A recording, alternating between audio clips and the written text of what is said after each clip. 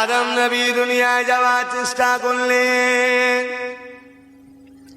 দুনিয়ায় যাওয়ার তামান্না ইচ্ছা রূপকাঙ্ক্ষা যখন করলে আদম নবী দুনিয়া যাওয়ার রাস্তা খুঁজতে লাগলেন। ও ওই গন্ধ বায়ুশিরা করে হযরত আদম নবী দুনিয়া চলে এলে। আদম নবী দুনিয়া না আসতো আমি আপনি কোনো কিছু তো হতাম না।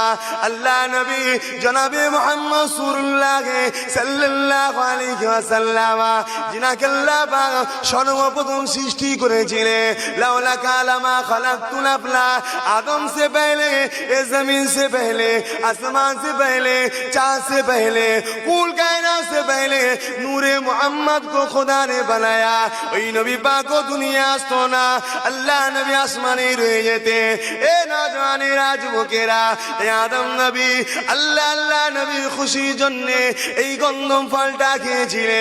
মুসলমানের ঘরে ছেলে আমাদের আদি পিতা দুনিয়া জমিনে এসে 300 বছর ধরে কাঁদার পরে আল্লাহ পাক এই তারিখে এই মাসে 12-10 তারিখে আল্লাহ পাক আদম নবীর দোয়াকে কবুল করেছিলেন।